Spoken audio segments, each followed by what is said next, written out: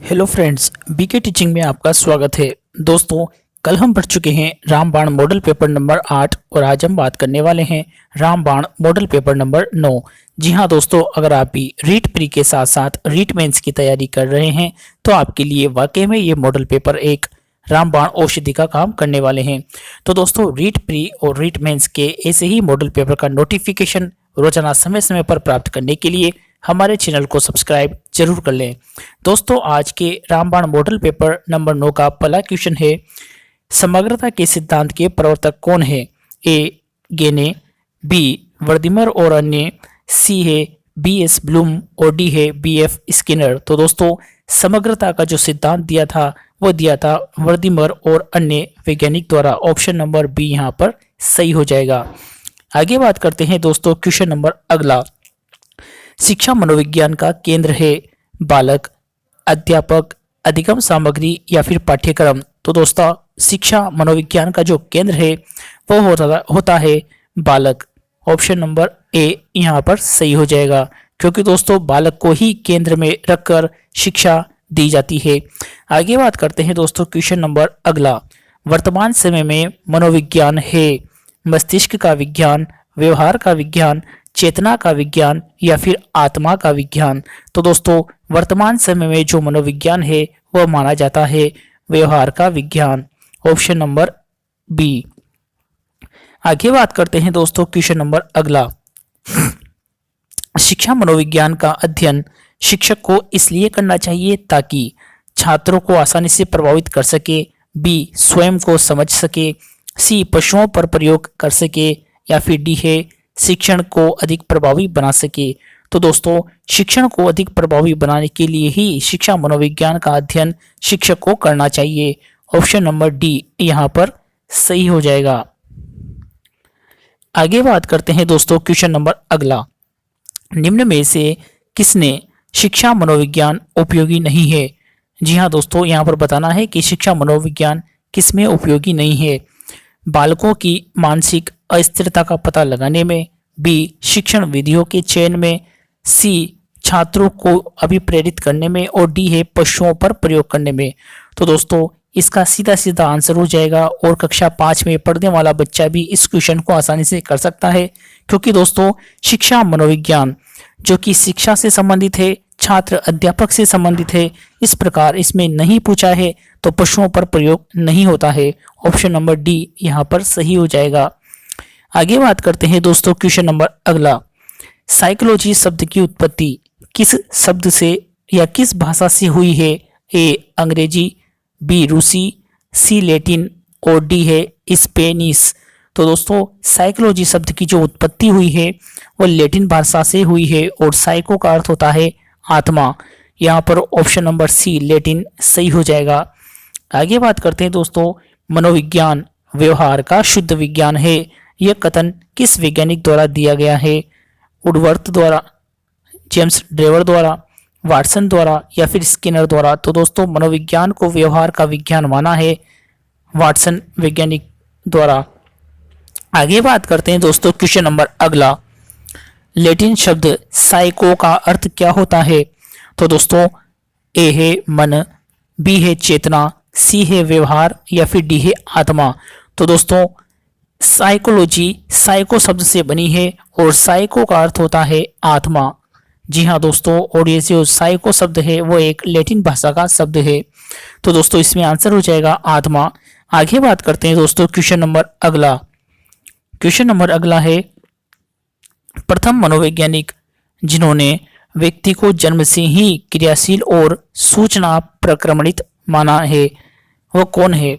ए halls, B gene पियाजे, सी Kohler या फिर D है नॉर्मन काउडर। तो दोस्तों, मनोविज्ञान जिन्होंने व्यक्ति को जन्म से ही क्रियाशील और सूचना प्रक्रमणित माना है वह है जीन पियाजे। ऑप्शन नंबर 2 यहाँ पर सही हो जाएगा। आगे बात करते हैं दोस्तों, क्वेश्चन नंबर अगला, किसके अनुसार संवेग व्यक्ति की उत्तेजित दशा है? ए गेट्स व अन्य, बी रोस, सी वैलेंटाइन और डी है वुडवर्थ।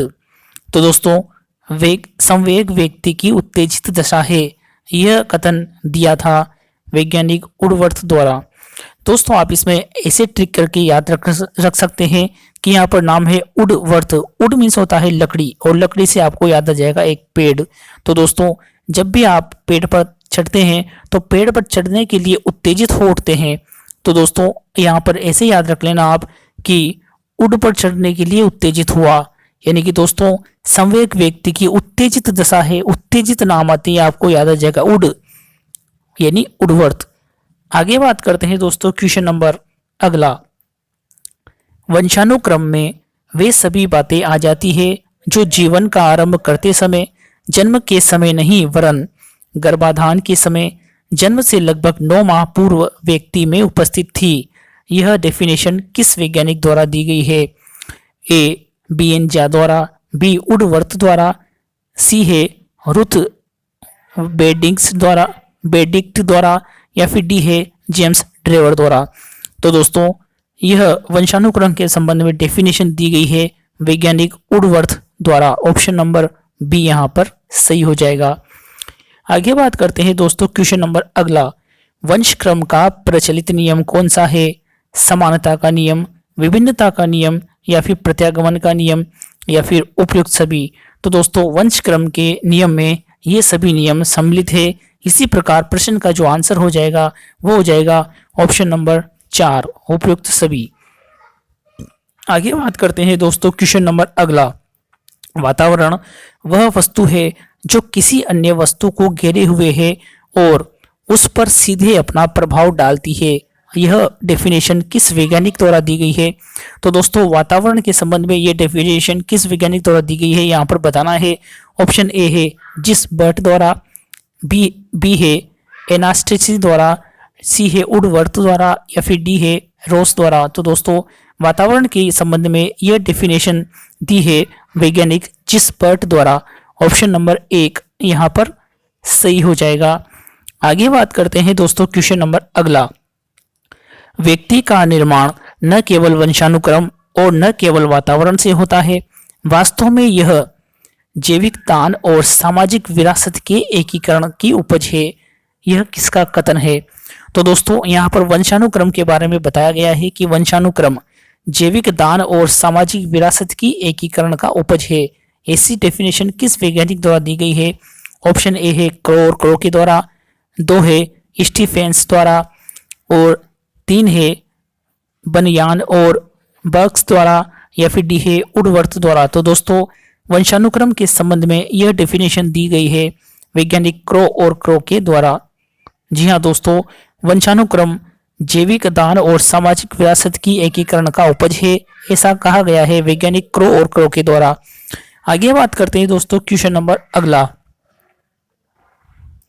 क्वेश्चन नंबर अगला है दोस्तों कि किस उम्र में शिशु अपना नाम पुकारने पर सामने देखना प्रारंभ करता है?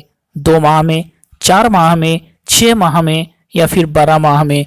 तो दोस्तों शिशु 6 माह में ही उसका नाम पुकारने पर देखना प्रारंभ कर देता है कि किस तरफ से आवाज लगाई गई है या किस तरफ से उसको पुकारा गया है। आगे बात करते हैं दोस्तों क्वेश्चन नंबर अगला।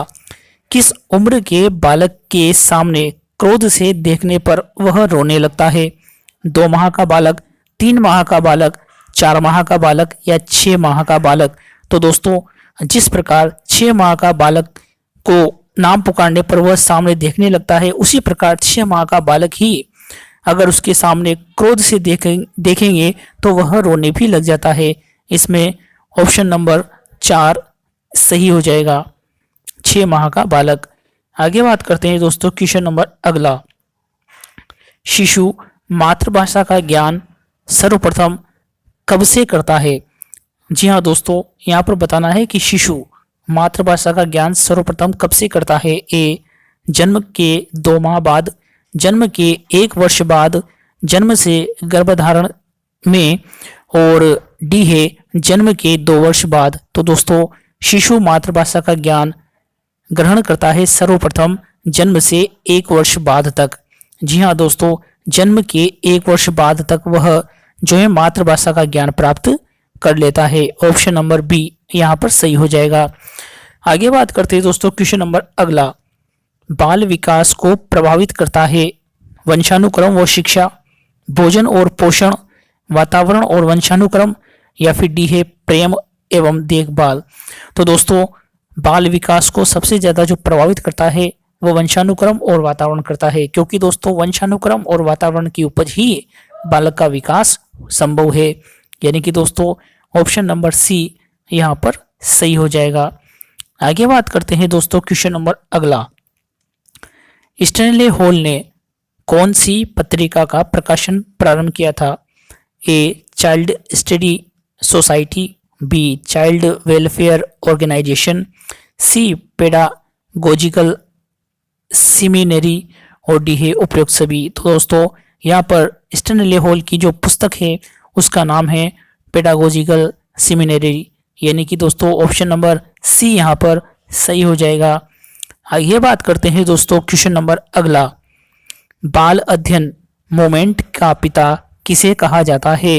ए स्किनर को, बी थॉर्नडाइक को, सी अरस्तु को, या फिर डी है अमोस कोमेनियस को। तो दोस्तों बाल अध्ययन मूवमेंट के जो पिता है वह है अमोस कोमेनियस को कहा जाता है। ऑप्शन नंबर डी यहाँ पर सही हो जाएगा। आगे बात करते हैं दोस्तों क्वेश्चन नंबर अगला। बालक भाषा विकास में मुख्य प्रोग्राम देने वाली संस्था है? ए परिवार, बी विद्यालय, सी जनसंचार माध्यम, और डी है पत्र पत्रिकाएं। तो दोस्तों बालक भाषा विकास में जो मुख्य प्रोग्राम देने वाली संस्था है वह है परिवार, क्योंकि दोस्तों बालक परिवार में ही उठना बैठना बोलना ये सब सीखता है, और परिवार के बाद ही दूसरे नंबर पर आता है विद्यालय। तो दोस्तों यहाँ पर पूछा गया है कि मुख्य प्रोग्राम देने वाली संस्था, तो यहाँ पर आंसर हो जाएगा ऑप्शन नंबर ए परिवार। आगे बात करते हैं दोस्तों क्वेश्चन नंबर अगला। शर्म और गर्व जैसी भावनाओं का विकास कब होता है? शैशवावस्था में, बाल्यावस्था में, किशोरावस्था में, या वृद्धावस्था में? तो दोस्तों शर्म और गर्व जैसी भावनाओं का जब विकास होता है वह होता है किशोरावस्थाओं में। ऑप्शन नंबर सी यहाँ पर सही हो जाएगा। आगे बात करते हैं दोस्तों क्वेश्चन नंबर अगला। फ्रायड के अनुसार बालक में नैतिकता प्रारंभ होती है 6 से 11 वर्ष में, 0 से 5 वर्ष में, 7 से 14 वर्ष में, या 13 से 18 वर्ष में? तो दोस्तों फ्रायड के अनुसार जो बालक में नैतिकता प्रारंभ होती है वो होती है 6 से 11 वर्ष के अंदर अंदर। आगे बात करते हैं दोस्तों क्वेश्चन नंबर अगला। बाल विकास का सिद्धांत है? ए अनुभव विकास का एकमात्र निर्धारक है, बी विकास प्रबलन और प्रेरणा के द्वारा सुनिश्चित किया जा सकता है, सी विकास प्रत्येक बच्चे की गति का सही ढंग से अनुमान लगा सकता है, और डी है विकास परिपक्वता तथा अनुभव के बीच अन्योन्य क्रिया की वजह से गठित होता है। तो दोस्तों बाल विकास का सिद्धांत है ऑप्शन नंबर डी, क्योंकि दोस्तों इसके बारे में मैं ऊपर भी बता चुका हूं कि विकास परिपक्वता तथा अनुभव के बीच अन्योन्य क्रिया की वजह से ही गठित होता है, जिसमें वंशानुक्रम और वातावरण का बहुत बड़ा रोल होता है। यानी कि दोस्तों ऑप्शन नंबर डी यहाँ पर सही हो जाएगा। आगे बात करते हैं दोस्तों क्वेश्चन नंबर अगला। क्वेश्चन नंबर अगला है दोस्तों, थॉर्नडाइक द्वारा अपने सिद्धांत के प्रतिपादन में किस पशु पक्षी का प्रयोग किया गया है? जी हाँ दोस्तों, थॉर्नडाइक द्वारा अपने सिद्धांत में किस पशु पक्षी का प्रयोग किया गया है? बिल्ली का, कुत्ते का, चूहे का, या फिर कबूतर का? तो दोस्तों थॉर्नडाइक द्वारा दिया गया था प्रयत्न और त्रुटि का सिद्धांत, और जिसमें उन्होंने बिल्ली का प्रयोग किया था। ऑप्शन नंबर ए यहाँ पर सही हो जाएगा। दोस्तों आप इसकी व्याख्या नीचे देख सकते हैं कि अमेरिकी वैज्ञानिक है एल थॉर्नडाइक, जिन्होंने 1913 ईस्वी में प्रयत्न और त्रुटि के सिद्धांत का प्रतिपादन किया था, और थॉर्नडाइक ने भूखी बिल्ली का प्रयोग इस अपने सिद्धांत में किया था। वही दोस्तों आगे बात करते हैं क्वेश्चन नंबर अगला कि किसने कहा है यदि प्रश्नों की रचना सावधानी पूर्वक की जाए तो प्रश्नावलियों में पर्याप्त विश्वसनीयता होती है? ए वुडवर्थ द्वारा, गाल्टन द्वारा, सी हरलोग द्वारा, और डी है हर्बर्ट स्पेंसर द्वारा। तो दोस्तों प्रश्नावली के संबंध में यह जो डेफिनेशन दी गई है वह वुडवर्थ द्वारा दी गई है। ऑप्शन नंबर ए यहाँ पर सही हो जाएगा। दोस्तों आप इसकी व्याख्या नीचे देख सकते हैं कि उडवर्थ प्रश्नावली विधि के जनक है और इस विधि को कागज पेंसिल विधि भी कहा जा सकता है। दोस्तों आप इसको ऐसे याद रख लेना, अधिकांश प्रतियोगी परीक्षाओं में यह भी पूछा गया है कि प्रश्नावली विधि के जनक कौन है।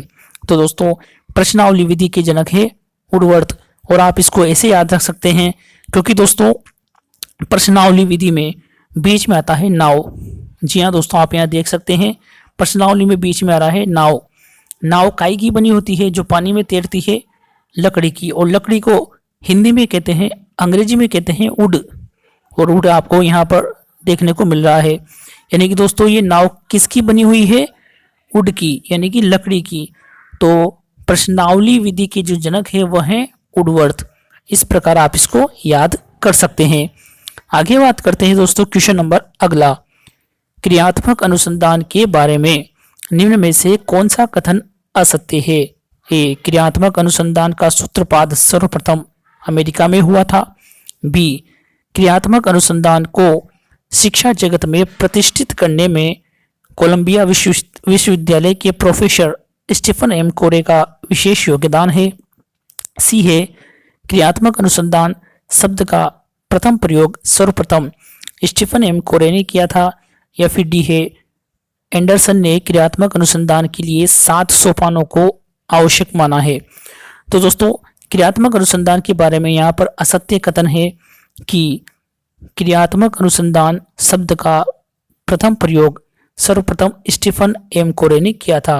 जी हाँ दोस्तों, यह असत्य कथन है क्योंकि दोस्तों यहाँ पर क्रियात्मक अनुसंधान शब्द का सर्वप्रथम प्रयोग किया गया था कोलियर द्वारा, जो कि आप यहाँ देख सकते हैं।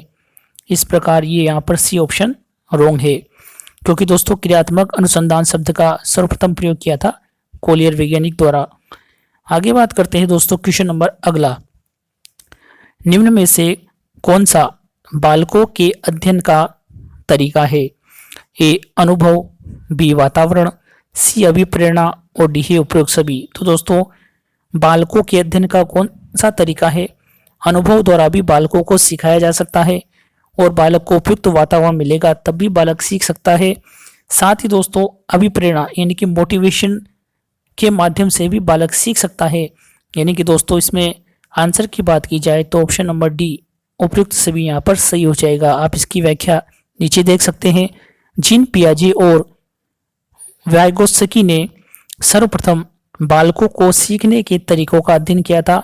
सीखने के निम्न तरीके बताए गए हैं, जिसमें दोस्तों अनुभव द्वारा सीखना, वातावरण द्वारा सीखना, अभ्यास द्वारा सीखना, करके सीखना, परिपक्वता द्वारा सीखना, अभिरुचि द्वारा सीखना, अभिप्रेरणा द्वारा सीखना, समस्या समाधान द्वारा सीखना, निरीक्षण द्वारा सीखना और प्रयोग द्वारा सीखना। ये 10 तरीके सीखने के लिए बताए गए हैं। जी हाँ दोस्तों, आगे बात करते हैं दोस्तों अंतिम क्वेश्चंस, और आप यहाँ देख सकते हैं कि NCF 2005 किस पर बल देता है? करके सीखने पर, रटने पर, समस्या हल करने पर या उपयुक्त सभी। तो दोस्तों NCF 2005 बल देता है करके सीखने पर। आगे बात करते हैं दोस्तों क्वेश्चन नंबर अगला। क्रिया प्रसूत अनुबंधन के तत्व निम्न में से हैं? बहिर्गमन, आकृतिकरण, पुनर्बलन या उपयुक्त सभी। तो दोस्तों क्रिया प्रसूत अनुबंधन के जो तत्व हैं वह 4 बताए गए हैं, जिनमें से 3 ऑप्शंस में दिए गए हैं। यानी कि दोस्तों उपयुक्त सभी इसमें सही हो जाएगा। आप नीचे इसकी व्याख्या देख सकते हैं। क्रिया प्रसूत अनुबंधन में 4 तत्व माने गए हैं, जिनमें दोस्तों पहला है आकृतिकरण, दूसरा है बहिर्गमन, तीसरा है स्वतः आपूर्ति और चौथा है पुनर्बलन। तो दोस्तों यह है क्रिया प्रसूत अनुबंधन के 4 तत्व, जिनमें से 3 आपको यहाँ देखने को मिल गए थे। आगे बात करते हैं दोस्तों क्वेश्चन नंबर अगला। मूर्त संक्रियात्मक अवस्था जो कि 7 से 12 वर्ष होती है, उसके अन्य नाम क्या है? वैचारिक क्रियावस्था, बी नियमीकरण की अवस्था, सी ए और बी दोनों, या डी उपयुक्त में से कोई नहीं। तो दोस्तों मूर्त संक्रियात्मक अवस्था जो 7 से 12 वर्ष तक होती है उसका अन्य नाम है वैचारिक क्रियावस्था, नियमीकरण की अवस्था। यानी कि दोस्तों option number C is right. तो दोस्तों इस प्रकार आज का ये रामबाण मॉडल पेपर यहीं समाप्त होता है। दोस्तों ऐसे ही मॉडल पेपर का नोटिफिकेशन समय समय पर प्राप्त करने के लिए हमारे चैनल को सब्सक्राइब कर लें। और दोस्तों आपको रीट प्री के एग्जाम तक ऐसे 100 मॉडल पेपर हल करने को जरूर मिलेंगे। इसी के साथ धन्यवाद।